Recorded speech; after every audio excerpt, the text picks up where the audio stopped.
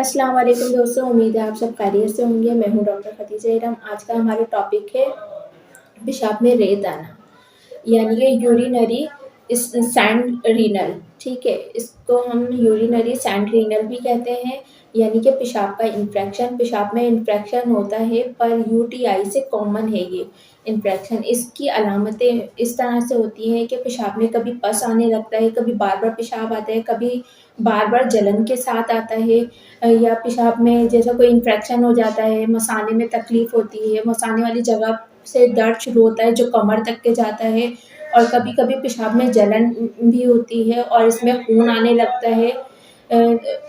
तो इस तरह की अलामतें होती हैं। अब पेशाब में 2 तरह की रेत आती है, वो ख़ारिज होती है, वो किस तरह की होती है? एक तो सुर्ख रंग की होती है।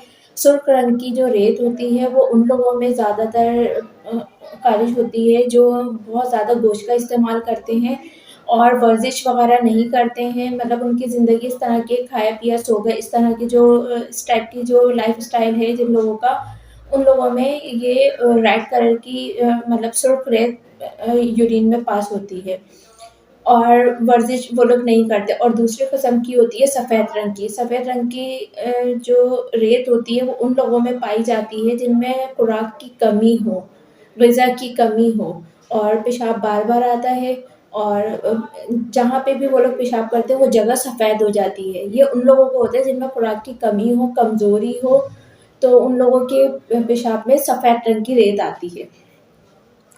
अब हम चलते हैं होम्योपैथिक मेडिसिन, यानी कि होम्योपैथिक में इसका जो ट्रीटमेंट है वो किस तरह का है, कौन-सी मेडिसिन ज़्यादा इफ़ेक्टिव है, वो हम बात करेंगे। सबसे पहले आ जाती है लाइकोपोडियम। लाइकोपोडियम हम जब देंगे जब यूरिन के अंदर सुर्ख रंग की रेत हो और मरीज़ को बदहज़मी की शिकायत भी हो, पेट में जैसा उभार हो, कब्ज़ हो और दर्द हो कमर में। जैसे मैंने बताया कि कमर में भी दर्द होता है, ठीक है? और इसके बाद आती है आर्टिका यूरेनस। आर्टिका यूरेनस हम जैसे क्यू में इस्तेमाल करवा सकते हैं और 3-3 घंटे से 5-5 कतरे थोड़े-से पानी में इस्तेमाल करवा सकते हैं, ठीक है? और ये भी मतलब ये बहुत ज़्यादा इफ़ेक्टिव है मेडिसिन। आर्टिका यूरेनस क्यू में इस्तेमाल हो सकती है। जो मैंने आपको सिम्पटम्स बताए हैं, किसी में अगर इस तरह के सिम्पटम्स हैं तो ये आप बाज़ार से लाकर इस्तेमाल कर सकते हैं क्यू में। उसके बाद आती है फास्फोरस।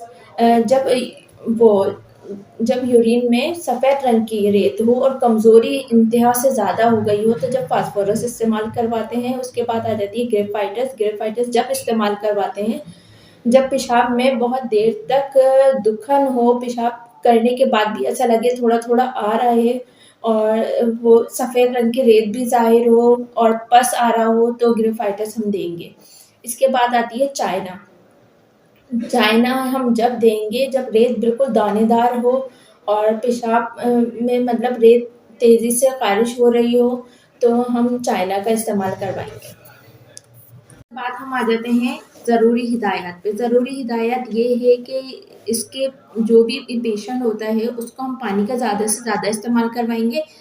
पर ये जो हम अल्फ़ाज़ इस्तेमाल करते हैं कि ज़्यादा से ज़्यादा एक लिमिट में, कि मतलब पेशेंट को तकलीफ़ ना हो। ज़्यादातर पेशेंट आते हैं, हमने हद से ज़्यादा पानी पी लिया और हमारे उठा नहीं जा रहा, बैठा नहीं जा रहा, पेट में बहुत दर्द हो रहा है, ये कंडीशन नहीं होनी चाहिए। इससे क्या होता है, गुर्दों पे बहुत ज़्यादा लोड पड़ जाता है। तो एक नॉर्मल रूटीन में कम से कम दिन में 16 गिलासें पीनी चाहिए पानी, तो इस तरह से ले सकते हैं। मरीज़ को कम से कम 16 गिलासें पूरी करवाएँ पानी की।